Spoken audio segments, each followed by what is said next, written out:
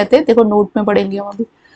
क्या लिखा है कि both the empty relation and universal relation are sometimes called trivial relation. हम क्या कहते हैं, जो एम्प्टी और यूनिवर्सल रिलेशन होता है इसको साथ में ट्राइबल रिलेशन भी कहते हैं। अगर आपके पास आए ट्राइबल रिलेशन निकालो, इसका मतलब आपको empty relation and universal relation की डिटेल देनी है उस सेट के अकॉर्डिंग, ठीक है। तो इसको हम कंबाइनली इसको याद रख लेना कि इसको हम क्या कहते हैं, ट्राइबल रिलेशन भी कहते हैं। दूसरा आता है आपके पास रिफ्लेक्सिव। नेक्स्ट रिलेशन है रिफ्लेक्सिव रिलेशन। तो देखो रिफ्लेक्सिव रिलेशन में क्या होता है, कोई भी देखो, अब हम उसी जिस सेट से मैं आपको स्टार्टिंग बताई थी उसी सेट की जो है हम आगे बात करेंगे। तो कोई भी रिलेशन है, कोई सेट है आपके पास ए 1, 2, 3 हो गया। Again A is equal to 1, 2, 3 ले लिया। आपको पता है इसका जो कार्डिनल नंबर आएगा वो कितना आएगा, 9 आएगा, ठीक है। इसके ए क्रॉस ए में कितने एलिमेंट्स आएंगे, अभी हमने कर लिया है बहुत बारी, तो आई थिंक याद हो गया होगा कितने एलिमेंट आएंगे इसमें, 9 एलिमेंट आ जाएंगे, ठीक है। और 2, 1 हो गया, फिर कितना हो गया 2, 2 हो गया, फिर 2, 3 हो गया, फिर 2, 3, 1 हो गया, नेक्स्ट 3, 2 हो गया, नेक्स्ट 3, 3 हो गया। सब ये हो जाएगा, ठीक है, 3, 3 हो जाएगा। इतने एलिमेंट्स आ गए इसमें। अब रिफ्लेक्सिव की बात ये होती है कि अगर इसका कोई रिलेशन हम ले रहे हैं, ठीक है, अब वो रिलेशन क्या है, उस रिलेशन में जैसे हमने अभी लिया था एक relation a, b such that modulus of a minus b greater equal to 0। तो ये एग्जाम्पल याद भी रख लो डिफाइन करने के लिए कि ये हमेशा क्या देता है, हमेशा ये a क्रॉस a ही देगा।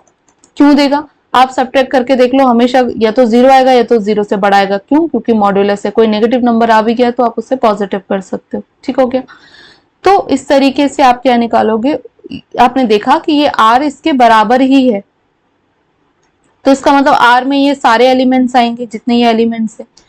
तो जो रिफ्लेक्सिव रिलेशन कहता है वो कहता है अगर किसी रिलेशन a में, किसी भी रिलेशन r में कोई एलिमेंट a है और वो एलिमेंट अपने से ही मैपिंग करे, मैपिंग मतलब रिलेट हो, अपने से ही रिलेट हो, दैट मीन्स a, अगर बिलोंग करे r में, where a belongs to capital A।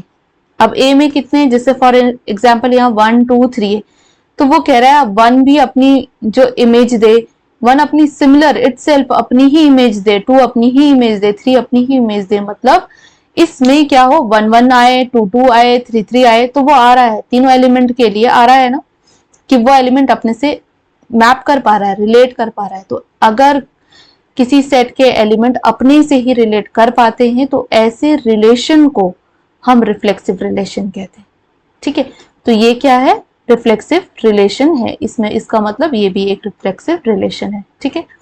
तो यहाँ देखो, यहाँ मैंने लिखा है कि इन relation and functions are reflexive relation is the one in which every element maps to itself मतलब relate करना।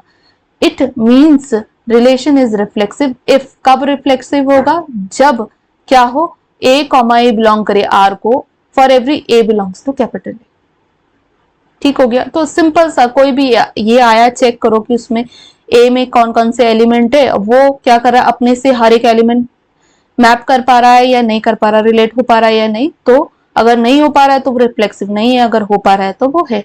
और तो हो ही हो एलिमेंट, ना भी हो चलेगा, लेकिन ये तीनों होने चाहिए रिफ्लेक्सिव के लिए, ठीक हो गया। अब नेक्स्ट देखो बात करते हैं हम, नेक्स्ट हम बात करते हैं किसकी, सिमेट्रिक की। सिमेट्रिक कहता है आपको एक ऑर्डर्ड पेयर खुद से लेना है, ठीक है, किसी भी रिलेशन का एक ऑर्डर्ड पेयर लेना है। जैसे जो सेट हमने लिया था उस सेट के एलिमेंट्स को देखते हैं और फिर मैं एक ले लेती हूँ, कोई भी एक एलिमेंट, जैसे वहां पे बहुत सारे थे 1, 1, 2, 2, 3, 3 ये सब था ना, तो मैं इसमें से ले रही हूँ एक 1, 2 एक एलिमेंट लिया मैंने जो कि उस रिलेशन में बिलोंग कर रहा है। ये आपको पता है कि 1, 2 बिलोंग कर रहा है आर में, कर रहा है ना।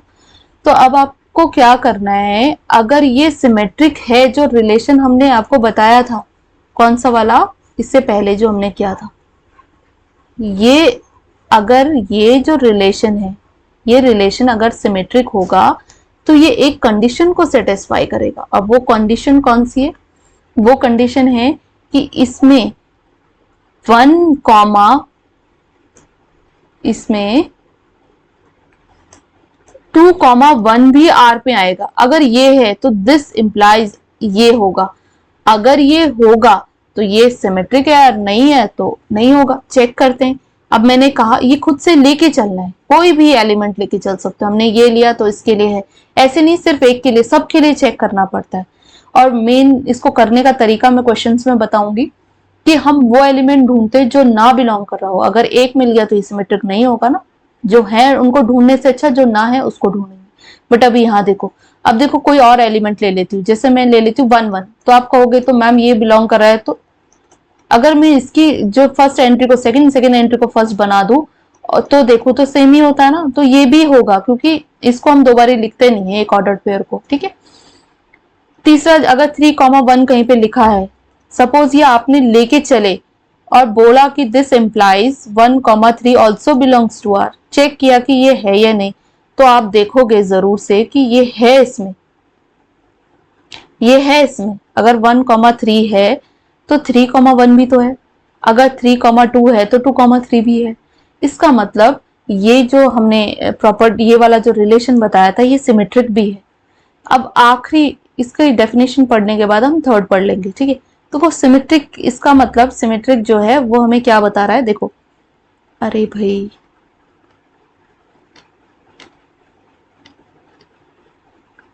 सिमेट्रिक जो है वो हमें क्या बताएगा, in a symmetric relation a is equals to b is true, then b is equals to a is also true। इसका मतलब वो ये कह रहा है कि अगर ये इस R में बिलोंग, ये वाला अगर इस R में बिलोंग कर रहा है तो ये भी करेगा ही करेगा।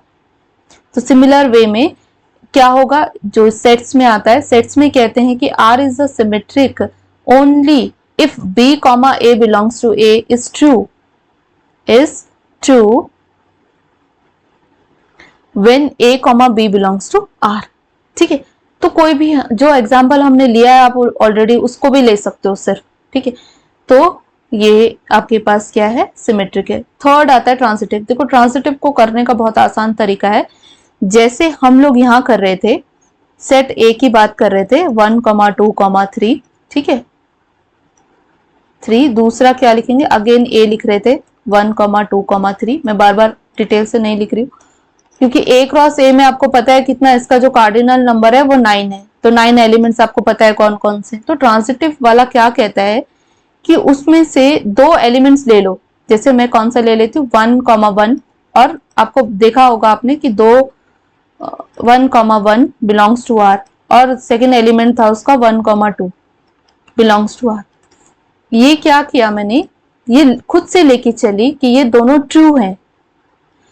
दिस इंप्लाइज, मैंने चेक किया इसकी जो फर्स्ट एंट्री है, पहले ऑर्डर पेयर की फर्स्ट एंट्री और दूसरे ऑर्डर पेयर की सेकेंड एंट्री, ठीक है, ये भी अगर उस सेट में बिलोंग करेगी तो वो जो सेट होगा वो ट्रांसिटिव होगा।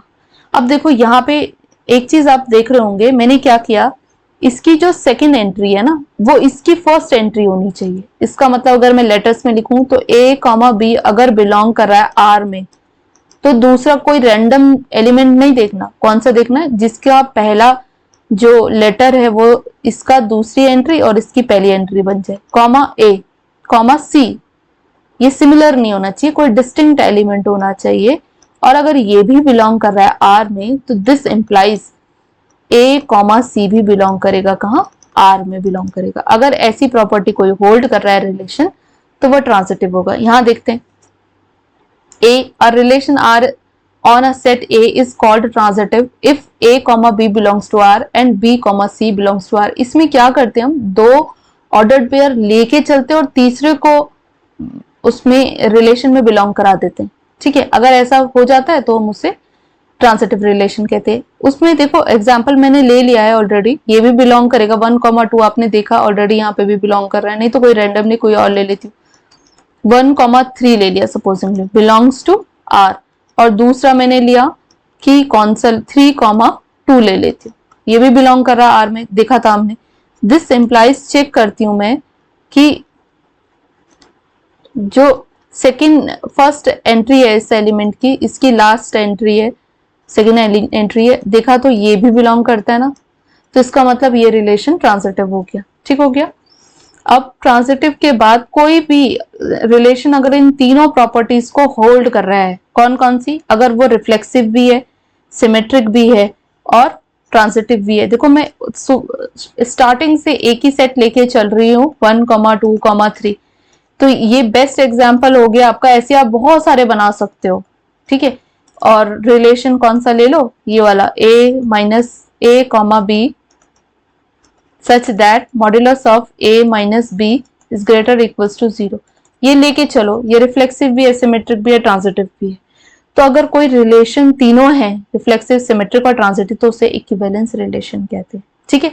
और क्लास 12th में प्रूफ करने के लिए इक्विवेलेंस रिलेशन ही आता है। ऑब्जेक्टिव में भले वो दे दे कि ट्रांजिटिव कौन सा है या नहीं, पर इससे क्वेश्चंस बनते ही बनते, तो उसको ढंग से तैयार करेंगे। एक्सरसाइज के क्वेश्चन में इसके बाद करवाऊंगी आपको। एक थोड़ा सा और आपको लिखना सिखा देती हूँ कि रिलेशन कैसे लिखते हैं। देखो यहाँ क्या होता है, अगर किसी रिलेशन को लिखना हो, जैसे कोई रिलेशन आर दे दिया, आपको पता है ऑर्डर्ड पेयर में उसके एलिमेंट्स होंगे ना, ए कॉमा बी, ठीक है, ए कॉमा बी और सी कॉमा डी, ऐसे होते। तो क्या इसको लिखने का तरीका होता है ए आर बी, इसके हर एक ऑर्डर्ड पेयर को हम ऐसे लिखते हैं। जैसे सेट में तो हम क्या करते थे, A belongs to capital A, अगर A is equal to A B C है तो हम ऐसे लिख देते थे। यहां कैसे लिखते हैं, इसके एक ऑर्डर्ड पेयर को ए आर रिलेटेड टू, इसको बोलते हैं related to b, a b से रिलेटेड है। ठीक है। तो आपको बहुत जगह पे इस तरीके से अगर लिखने को दिया गया होगा तो इसका मीनिंग है ए बी से रिलेटेड है। ठीक है। Thank you.